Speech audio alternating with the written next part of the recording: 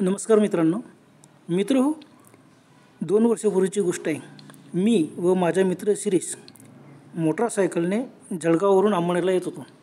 आता जळगाववरून अंमळनेरला यायला आम्हाला बराच उशीर झाला. संध्याकाळ होऊन गेली. 7 वाजता आम्ही जळगाव सोडलं. पावसाळ्याचे दिवस. रेनकोट घ्यायला विसरलो होतो. सकाळी गेलो त्यावेळेला पाऊस नव्हता, त्याच्यामुळे आम्ही विसरून गेलो की आपण रेनकोट घ्यायला पाहिजे होता. आम्हाला जळगावला 7 वाजून गेले. अंधार पडून गेला. आम्ही निघालो. आमचं नशीब चांगलं की दिवसभर पाऊस नाही. संध्याकाळी निघाल्यानंतर आम्ही धरणगाव ओलांडले. शिरीष गाडी चालवत होतो, मी मागे बसलो होतो. धरणगावनंतर म्हणजे ढेकू मार्ग आणि दुसरा टाकरखेडा मार्ग. आम्ही विचार केला चला ढेकू मार्ग जरा जवळ पडतो, ढेकू मार्गाने आम्ही निघून गेलो. पुढे बरेच अंतर आलो. जंगल वगैरे थोडंफार तिथं टेकड्या वगैरे ते ओलांडलं. आता वेळ रात्री होऊन गेलेली. ढगाळ वातावरण होऊन गेलेलं होतं. आम्हाला वाटलंच की आता पाऊस नक्की येईल. आणि मग त्यावेळेला आम्हाला आठवण झाली की बुवा आपण खरंच छत्री घ्यायला पाहिजे नव्हती, किंवा रेनकोट तरी पाहिजे नव्हता. काय करणार, बस असे निघालो. पुढे आल्यानंतर काय झालं की एका ठिकाणी नाला लागला. खूप मोठा नाला होता तो, आणि नाल्याला खूप पाणी. आम्ही विचार अरे वरच्या भागाला पाऊस पडला असेल म्हणून इतकं पाणी वाढलं, तर मोटरसायकल त्या पाण्यात टाकायची कशी. पाण्यात टाकली आणि इंजिनमध्ये पाणी घुसलं तर. मग आम्ही थोडंसं थांबलो की चला बाबा पाणी किती असेल काय असेल अंदाज येण्यासाठी. शिरीष उतरला. पाहिलं तर बापरे खूप पाणी होतं. कमरी इतकं पाणी पूर्ण ओलावून गेलं. एवढ्या पाण्यामध्ये आपण मोटरसायकल टाकली तर नक्की गाडीत पाणी घुसेल की आपण, आणि नाल्याच्या जोरात पाणी वाहत होतं की आपली गाडी नक्की होईल. सकाळी आलो त्यावेळेला पाणी नव्हतं. मग आम्ही थोडा थांबलो, चला बा पाणी कमी होईल त्यावेळेला निघू. 1-2 मोठ्या गाड्या आल्यात, ट्रक आली, मॅटाडोर आली, ते मस्त त्या पाण्यातून निघून गेलेत. आमची मोटरसायकल असल्यामुळे आम्ही डेअरिंग केली नाही. आम्ही वाट पाहत बसलो की केव्हा पाणी उतरेल ना. आता रात्रीची वेळ होऊन गेलेली. तिथपर्यंत आम्हाला आता जवळजवळ 8 वाजून गेलेले होते. काय करायचं, थांबायचं का वापस जायचं आणि पुन्हा टाकरखेडा मार्गाने जायचं. आणि पुढे पण असंच असेल तर त्यापेक्षा आपण नाल्याचं पाणी कमी झालं का निघून जाऊ. आम्ही विचार करत बसलो. 2-3 मोटरसायकलवाले आले. त्यांनी पाहिलं वार बापरे पाणी. ते लगेच रिटर्न होऊन गेले. समोरच्या साईडला सुद्धा काही लोक आलेत, ते सुद्धा पाणी बघून चालले गेलेत. आम्ही विचार करत काय करायचं, जायचं का नाही जायचं. मग आम्ही दोघांनी निर्णयच घेतला की नाही चला आपण सरळ आपण असं करू की एक तर टाकरखेडा मार्गाने जाऊ, नाही तर पातोंड्या मार्गाने चालू जाऊ. पातोंड्या मार्गाने गेलो तर एकही नाला लागत नाही. आम्ही असा विचार केला आणि गाडी रिटर्न केली धरणगावच्या दिशेने. सुरू करून बघतो तो गाडी पण सुरू होत नव्हती. बापरे. शिरीष म्हणाला अरे बापरे आता 8 वाजलेली, गाडी सुरू होत नाही, काय करायची. तर कोणीच नाही, सुमसाम सर्व शांत वातावरण. बापरे काय करायचं. लोटत नाही ना धरणगावपर्यंत, एखाद्या गॅरेजला दाखवू, पण ते बी शक्य नाही. किती अंतर आपण पुढे येऊन गेलेलो आहे. मग आम्ही विचार केला इलाजच नाही तर एखादा गाडीवाला येईन, त्याची मदत घेऊ, आपण गाडी सुरू करायचा प्रयत्न करून बघू. आम्ही गाडी सुरू करण्याचा खूप प्रयत्न केला. गाडी सुरू होत नाही. पेट्रोल पाहिलं, पेट्रोलही भरपूर होतं, मग गाडी का सुरू होत नाही. आम्ही दोन्ही विचार करायला लागलो. तेवढ्यामध्ये काय झालं, पाऊस सुरू झाला. झिम पाऊस. बापरे आपण बोलत आजूबाजूला पाहिलं, शेती होती, सर्व शांत वातावरण, कोणीच नाही, रातकऱ्यांचा आवाज. मग आम्ही घाबरलो की बापरे आता पावसात ओले झाल्याशिवाय गत्यंतर नाही, ओलंच व्हावं लागेल. आजूबाजूला बघितलं शेतात काय बांधा साईडला बाजूला बांधा होता. बांधावरती मध्ये शेती होती. बांध ओलांडला का काही झाडी होती. शेती झालं ते एक शेत होतं. शेताच्या थोडंसं दूर गेलं का तिकडच्या दूरच्या बांधावरती एक आम्हाला झोपडी दिसली आणि शेळ वगैरे दिसलं गुरांचं वगैरे. मग आम्ही विचार केला चला पावसात आपण इथं ओल्याण्यापेक्षा तिथं जेव्हा आम्ही दोघं निघालो. मोटरसायकल तिथंच ठेवून दिली आणि भर पावसामध्ये अंधारात झोपडीच्या दिशेने चालत गेलो. विजा चमकायला लागल्या. त्या विजा चमक्यात बरोबर झोपडी दिसायची. बांधावरून तिकडच्या बांधावर गेलो. झोपडी होती, झोपडीत गेलो. शांत, म्हणजे झोपडीमध्ये काहीच नव्हतं, फक्त मोठं शेड केलेलं होतं. वरती तोटे वगैरे टाकलेले, काड्या टाकलेल्या. बाजूला गुरांचे साठी शेड केलेलं होतं, पण तिथं गुरं नव्हते. आणि त्या झोपडीतसुद्धा काहीच नव्हतं. पण 2 बाज होत्या पडलेल्या. चला दुपारच्या वेळेला शेतकरी सर्व तिथं बसत असेल बस शेतातला मालक, आणि त्या बाजेवरती मग आम्ही बसलो. बाजू काहीच नव्हतं, अंथरूण नाही, काहीच नव्हतं, फक्त 2 बाजे होतात. काही शेतीचे साहित्य पडले तर कुदळ, टिकम, पावडी, बस. म्हणजे नुसतं शेड केलं होतं त्यांनी, तोट्यांच्या काड्यांचं शेड मोठंच होतं, पण कोणीच नव्हतं. मग आम्ही अंधार मोबाईलच्या बॅटरी उजेला संपूर्ण झोपेचं निरीक्षण केलं. काहीच नव्हतं, फक्त शेतीचे अवजारं आणि काही पडलेल्या, काही टोपल्या पडलेल्या होत्या. काय करायचं, चला मग आम्ही त्या बाजा थोडंसं पुढे आणल्यात आणि जिथं गुरांच्या शेड केलं होतं तिथं टाकल्या आणि तिथं मस्त बसलो पाऊस थांबण्याची वाट पाहत. मध्ये एक थेंब पाणी लागत नव्हतं, झोपडी एकदम मस्त. आणि मात्र समोर कचरा, उकिरडा, भरपूर असं बाजूला पडलेलं होतं. उकिरडा होता, खूप कचरा पडलेला होता, तोटे ताटे, गुरांचे ते चारा. आणि थोडासा परिसर ओलांडला का पुढे मात्र शेतात व्यवस्थित पेरलेलं वगैरे होतं. बरंच पीक पण मोठं होतं. आम्ही बाजीवर बसलो, गप्पा करत बसलो. चला पाऊस थांबल्यावर आपण जेव्हा बघू आता काय करायचं. गाडी बी सुरू होत नाही, काय करणार सर.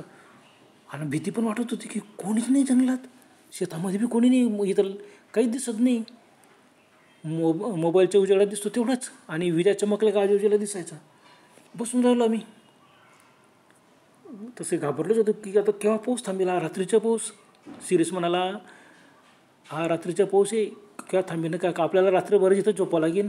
म्हटलं चला इथं झोपू. मग काय करता, 2 बाजात आहेत ना मस्तपैकी, नारळाच्या दोरीने बाज विणलेली होती. बाजा मस्त होत्या, नव्या एकदम.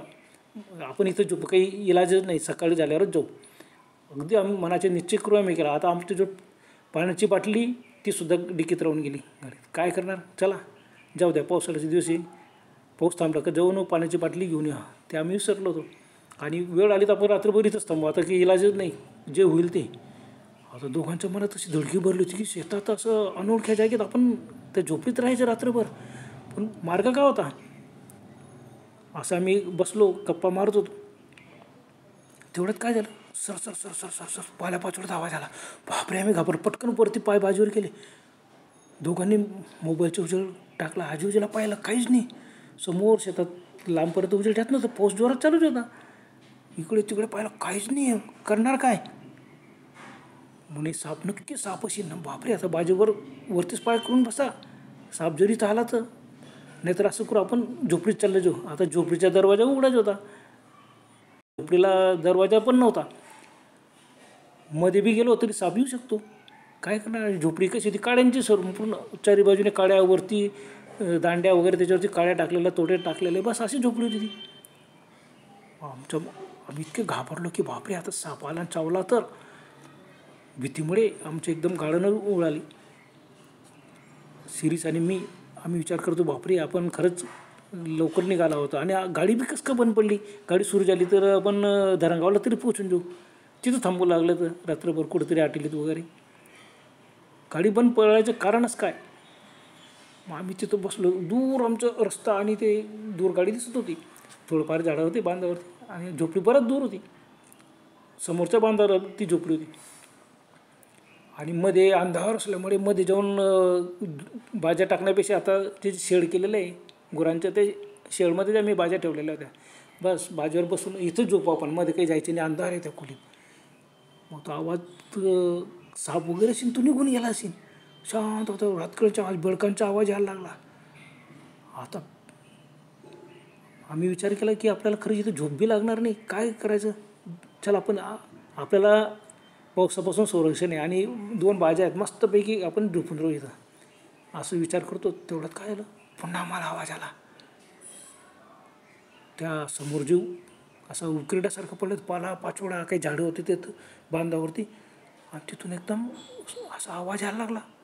काहीतरी ते पालापाचोळ्यामध्ये काहीतरी आहे, जनावर आहे का काय, पण मोठे नाही आवाज. शिरीष म्हणाला, नाही सापाचा आवाज नाही, काहीतरी एखादं डुक्कर वगैरे असेल, किंवा एखादं कुत्र्याच्या खाली, कचऱ्याच्या खाली झोपलेला असेल, तो उठत असेल. अरे पाऊस चालू असताना तो काय उडणार. मग आम्ही मोबाईलचा उजेड समोर टाकला. अगदी आमच्या बाजेपासून 20-25 फूट अंतरावर बघतो, त्या पालापाचोळा हालत होता. आम्ही 1-2 घाबरलो, बापरे एखादं देणार म्हणे, घुस असतील मुंगूस असतील का सांगता तो. आणि अचानक त्या उजेडामध्ये मोबाईलच्या उजेडावर पडला होता आणि वीज कळाली आणि एकदम आम्ही दचकलो. कारण त्या याच्यातून एक हात बाहेर आला. हो बापरे, आमच्या दोघांच्या अंगावर एकदम काठू आले. आम्ही पटकन बाजूवरून उडी मारून उभे राहिलो. बापरे, पाहत होतो उजेडात काय होतोय. तो असा हात बाहेर आला ना, असा इकडे तिकडे फिरायला लागला. एक हात तुझं बाबरे, कोणी एखादं प्रेत तर दाबलं नसेल इथं मर्डर करून. अरे मर्डरनी तो हात जिवंत आहे बघा हात. मग मी म्हटलं नाही नाही, कोणीतरी पाल्या पाचोळ्यात लपलेला असेल त्याला. अरे पण आणि कोणीतरी पाला पाचोळ्यात त्याला बुजून दिलं असेल, वरून पाला पाचोळ्या टाकून दिला जमिनीतून तो बाहेर येत असेल. हा मर्डर झाला असेल किंवा एखाद्याला झोपेतच बुजून दिलं असेल की हा मरून येईल तर बरं येईल.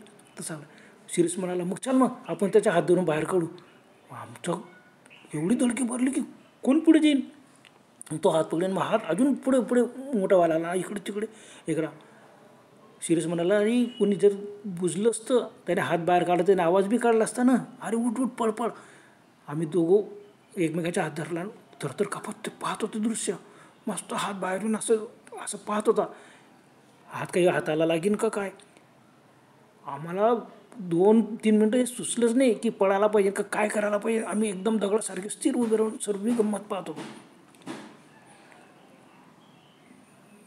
मोबाईलचा उजेड वरून विजा चमकायच्या, त्या उजेडामध्ये तो एकदम स्पष्ट दिसायचा. आणि काय कोणास ठाऊक आम्हाला एकदम भानावर आलो आम्ही. अरे त्यापेक्षा पळा आपण पळा. मी आणि शिरीष लगेच पळत सुटलो. बांधावरून पडत आम्ही रस्त्यावर येऊन गेलो. मोटरसायकल म्हणजे आपण मोटरसायकल लोटत पुढे जाऊ. ठीक आहे, परतून धरणगावकडे पुढे इथून तरी आपण बरंच अंतर निघून जाऊ. इथं नाही थांबायचं, काहीतरी भयानक आहे तिथं. पण मोटरसायकल लोटली बी जात नव्हती, हालातच नव्हती जागेवर. बापरे हिला काय झालं. एक तर सुरू होती पण लोटलीसुद्धा जात नाही. आम्ही असं विचार करतो अंधारात मोबाईल पाऊस लागते म्हणून आम्ही मोबाईल लगेच खिशात घालून दिले होते. प्लास्टिकच्या पिशवीमध्ये टाकून मध्ये घालून दिले. आता अंधारामध्ये विजाच्या मग ते तेवढंच उजेड दिसत होतं. मग काहीच नाही, फक्त रस्ता चमकत होता आणि नाल्याला थांब पाणी वाढतच होतं. मग सिरियस म्हणा असं कर आपण गाडी तिथं सोडून घेऊन आणि धरणगावकडे पळत जाऊ. पुढे एखादी गाडीवाला भेटला कुणीतरी भेटीन. अरे आता किती वाजले, 8-9 वाजले असतील. मोबाईल बघता बी येत नव्हतं कारण मोबाईल खिशात होते. पाऊस चालू, ओले चिंब होऊन गेलो. मग आम्ही असं विचार करतात तेवढ्यात काहीतरी त्या शेताकडून असं सरपट पुढे येताना दिसला. आणि एकदम वीज चमकली. बघतो तो फक्त हात जमिनीतून पुढे सरकत होता. हो बापरे, आम्ही घाबरतो तेवढ्यात तो हात इतकं स्पीडली आला आणि डायरेक्ट माझे पाय पकडला आणि जोरात खेचलं मला. धापदिशी मी रोडावर पडलो, जोरात लागलं, एकदम किंचाळलो. शिरीष बी किंचाळला. आता तो हात जमिनीत कसं काय वरती तो, आणि त्या हाताने इतके मजबूत घट्ट पकड माझ्या पायाला गेले. ते पायातून रक्तसुद्धा निघत होतं, त्याचे नख गाडले गेले आणि खेचत त्याने मला डायरेक्ट नाल्यात टाकलं. शिरीष एकदम घाबरूनच गेला. तर पाच होतो त्याने माझा हात धरला, दोघं हात पकडून घेतले आणि मग मागे बाहेर खेचायला लागला. पण त्या हातात एवढी ताकद होती, मी मोठमोठे ओरडत होतो. आम्ही दोन्ही मोठमोठ्याने ओरडायला लागलो, वाचवा आम्हाला वाचवा. काय तिथं अंधाऱ्यात कोण येणार. बापरे, अंगाला एकदम काटे आले, थरकाप भरलेला होता. आणि माझे दोन्ही पाय त्या पंजाने पुन्हा दुसरा हात आला, त्याने माझे दोन्ही पाय पकडले आणि पाण्यातच खेचलं. पाण्यात खेचता मी बरोबर नाल्यात घुसून गेलो. अर्धा कमरी इतक्या पाण्यात मी खेचलो आणि कमरी इतक्या पाण्यात मी घुसून गेलो. पण शिरीषने माझे दोन्ही हात सोडले नाही. तो सुद्धा पाण्यात उतरला आणि मला जोरात खेचत होता. तू जोरला, पायाला जोरला आणि बाहेर नाही एकदाच्या त्याच्या हाताच्या तावडीतून सुटली तर मार एखादा. काय करायचं, जोरात पाय हलव. मी काय पाय हलवणार. तर दोन्ही हातांनी माझे दोन्ही पाय असे पकडले होते आणि पाण्यात ओढत होता, पाण्यातच डायरेक्ट. आणि वाहतं पाणी, मुसळधार पाऊस आणि वाहतं पाणी. बापरे, मी समजलो की शिरीष मी गेलो, तू सोडून दे, तू तरी पळ, मला हात सोडून दे. पण शिरीष नाही, मी तुला कशाला एकट्याला जाऊ देऊ. त्याने माझे दोन्ही हात घट्ट पकडले होते पंजाच्या पुढे मनगटाजवळ आणि तो जोरात खेचत होता. आणि खेचता मी अजून माझ्या नाल्याला इतकं पाणी की मी छातीपर्यंत पाण्यात जाऊन गेला. पण हात वरती, शिरीषसुद्धा तितकं पाण्यात उभा होता, मात्र तो त्याच्यासुद्धा छाती इतकं पाणी होतं. पण माझ्या हात सोडा हातावर होतं, जोरात तो खेचत होता आणि मला ते 2 हात मध्ये खेचत होता. आजूबाजूला पहिलं सुमसा मोठमोठे ओरडतोय, वाचवा. पण काय कोणीच नाही. शिरीष, अरे मी संपलो, मी गेलो. आता हा कोण आहे, मला ओढतोय पाण्यामध्ये, काहीतरी भुताटकी रे. बापरे, भुताटकी ऐकता अगोदर आम्ही घाबरलो. तो शिरीष अजून ओरडला, अरे भुताटके जे बी असेल ते, पण तू हातपाय पाय तू जोरात पाया झटाक मार त्याला पाय. काय मारणार त्याने? पंजा माझ्या पायाच्या गोट्याच्या वरती दोन्ही हाताचे पंजे इतके घट्ट आवडले होते, तू मध्ये खिचतच होते. पण एवढं आश्चर्य की ते पाण्यामध्ये फक्त पाय, त्याचं हात, त्याचं धड डोकं काहीच दिसलं नव्हतं आम्हाला जमिनीत सुद्धा, नाही तर पाण्यातसुद्धा काय दिसणार. पण मला जाणवत होतं की पाय पकडलेले. मी म्हणतो, शिरीष माझे पाय घट्ट पकडले, तू आता मला बुडून मारणारच भूताटकी, तू तरी पड, तू माझे हात सोड. मी हात झटकायला लागलो, शिरीष सोड माझे हात सोड. पण शिरीष, नाही मी तुला सोडणार नाही. त्याने घट्ट पकडून ठेवले हात आणि जोरात खिचत होता, मोठमोठं ओरडत होतं, वाचवा. आम्ही दोघं ओरडत, कोण तिथं येणार? आणि काय आता माझ्या तोंडातसुद्धा पाणी जायला लागलं, गढूळ पाणी, सर्व घाण नाल्यात येतं, वरून पाऊसही चालू आहे. तेवढ्यामध्ये एकदम मॅटाडोरचा आवाज आला. शिरीष म्हणा, अरे घाबरू नको, कोणतरी मॅटाडोर येते, थांबत. आणि लाईटाचा प्रकाश आला त्या फोकसमध्ये. ती गाडी बरोबर नाल्या जोडून थांबली नाही. एकदम 2-3 लोक धडाधड खाली उतरले. तर अरे काय झालं कोण पण? आणि ते पळत आले. त्यांनी शिरीषने माझे दोन्ही हात धरले होते, त्यांनी पण माझे हात धरले आणि जोरात खेचलं. आता ते 4-5 जणांनी मला खेचून, एक जण पुढे आला, त्याने मला कंबरेत पकडलं आणि जोरात खेचलं. त्याने, अरे पुढे सरकू नको, तो पाय उडून सांगितलं, माझे पाय कोणीतरी पकडलेले आणि तो खेचतोय, भूत आहे.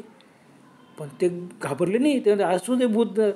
त्यांनी इतकं पकडलं. अजून 2-3 लोकांनी माझे हात धरलेत आणि एकाने मला कमरेत पकडून एकदम जोरात खेचलं. आणि त्याने खेचता बरोबर ते पायाची पकड सुटली, माझ्या पायाची पकड सुटली. तो हात गायब झालेत नसतील, माझे पाय मोकळे होताच. मी पटापट पाय टाकून बाहेर आलो. त्यांनी मला खेचून बाहेर आणलं. बघतो सर्व बाहेर आले आणि अंधारामध्ये विजा कडकडत होत्या. तर काही लोकांजवळ मोबाईलच्या उजेड, त्यांनी मोबाईल असं धरून बरोबर उजेडात पाहत होते. काहीच नाही, आजूबाजूला पण कोणीच नाही. काय होतं? माझी पॅन्ट फाटलेली, माझ्या पायातून रक्त दोन्ही पायातून रक्त येत होतं. बापरे, आम्ही सांगितलं भुताटकी होती, माझे पाय पकडले ते. मग ते ना, अरे भुताटकी होती की तू दारूच्या नशेत पडला आणि तू वाहून चालला म्हणून हा तुझ्या मित्र तुला ओढत होता? शिरीष म्हणा, नाही माझे मित्र दारू पिला बा, आम्ही दारू पिलेलो नाही, त्याला भूताने पकडलं होतं. तर तिघांना शंका आली, खरंच भूताने पकडलं होतं का? दारूच्या नशेत तुम्ही पडले? रे खरंच सांग, तू दारूच्या नशेत पडला असेल. हा सुद्धा तुझ्या मित्र दारूच्या नशेत असेल, त्याच्यामुळे त्याला तुला धरून ओढता येत नव्हतं, तुला उभं राहता येत नव्हतं, आणि त्याला दारूच्या नशेत असल्यामुळे त्याला बी तुला ओढता येत नव्हतं. मग आम्ही म्हणला, भाऊ तुम्ही कोणी बी असो, आम्हाला पाण्याच्या बाहेर काढलं. मला खरंच तुमच्या आभारी. आणि खरंच बघा, आम्हाला दारूच्या वास येतो का? आम्ही दारू पिलेलोच नाही, हे बघा आमची मोटरसायकल. मग आम्ही सर्व सांगितलं त्यांना. कथा मग ते 4-5 आम्हाला गाडीत घातलं आणि 2-3 लोकांनी मागे जाऊन आमची मोटरसायकल घेतली, ती गाडी टाकून दिली आणि आम्ही पुढे बसलो. माझा अंग थरथर कापत होतं. मग त्याने सांगितलं, हे बघा नाल्याला खूप पाणी, आम्ही गाडी आमची टाकत नाही, आपण धरणगाव जाऊ. आम्हाला बी आम्हाला जायचे, आपण पातोंड्या मार्गाने निघून जाऊ, म्हणजे काही टाकारखळ्या मार्गाने बी जाऊन बघायचे नाही. मग गाडी धरणगावच्या दिशेने निघाली. पुढे आल्यानंतर मग मी पहिल्यांदा धरणगावला आलो. धरणगावला आल्यावर चहा पाणी केलं. हॉटेल चालू होत्या, रात्रीचे 11 वाजले होते. पाऊस मात्र बंद व्हायचं नावच घेत नव्हता. मग सर्वांनी ठरवलं, आहे बघा तुमची मोटरसायकल काय बंद पडली बघू, जाऊ द्या. आता गाडी टाकलेली ना, मॅटाडोर खालीच होती. बस मग नंतर आम्ही चहा पाणी झालं, जीवात जीव आला, मोठ्या संकटातून वाचलं. मग आम्ही पातोंड्या मार्गाने घरी आलो. घरी त्यांनी आमच्या घरापर्यंत पोचून दिली, गाडी खाली उतरवली आणि ते निघून गेले. ते 5 लोक होते. 5चे आम्ही खूप आभार मानले की खरंच तुम्ही देवदूतासारखे आम्हाला धावून आलेत, आम्हाला वाचवलं. खरंच त्या दिवशी ते 5 लोक आले नसते की मॅटाडोर आले नसती तर काय झालं असतं? पाऊस आहे म्हणून तो अगोदर जर पातोंड्या मार्गाने निघून गेला असता तर काय असो, पण परमेश्वराची कृपा समजायची. आणि त्या दिवशी ते 5ही लोक जे आले ते देवदूतच होते असं आम्ही समजतो. मग त्यांनी सोडून दिला, आम्ही त्यांचे आभार मानले. त्यांचे मोबाईल नंबर वगैरे पत्ते घेऊन घेतले, गावातलेच होते ते, आमच्या जामनेर शहरातले. मग ते निघून गेलेत. आम्ही सकाळी मात्र आम्ही बघतो तर आमची गाडी सुरून गेली. एका किकमध्ये गाडी सुरू झाली. अरे कमाल आहे, मग तिथंच कसं काय बंद पडली? का आपलं तिथं मरण असेल म्हणूनच ती गाडी नेमकी तिथं बंद? का भुताटकी होती की भुताटकीमुळे नेमकी तिथं गाडी बंद पडली? ना आम्हाला अगोदर बुद्धीसुद्धा सुचली नाही की नाल्याला पाणी रिटर्न निघून जाऊ आणि पातोंड्या मार्गाने निघून जाऊ. काय माहिती असे काय प्रसंग येतात की त्यावेळेला डोकंसुद्धा चालत नाही. पण फार मोठं संकट होतं त्या दिवशी आम्ही वाचलो. ही 2 वर्षापूर्वी म्हणजे मी आणि शिरीष आमच्या बाबतीत ही घडलेली सत्य घटना आहे. परंतु याला काय पुरावा आहे? त्या मॅटरवाल्यांना सुद्धा असं वाटायचं की नाही तुम्ही दारूच्या नशेत अशी, पण त्यांनी पाहिलं नाही, दारू बिरू पिलेलं नाही, वास वगैरे काहीच येत नाही म्हणे. मग त्यांना खात्री पडली होती की खरंच आम्ही दारूच्या नशेत नव्हतो, आम्ही सांगतो ते खरं आहे. किंवा पाण्यात उतरून तुम्ही जाण्याचा प्रयत्न केला असं झालं, अशी बी त्यांनी शंका बोलून दाखवली होती. पण आमच्या सर्व अनुभव, माझे पाय ते रक्तबंबाळ झालेले, त्या अनुभव, माझे कपडे दोन्ही पॅन्ट फाटून गेलेल्या खालच्या भागात.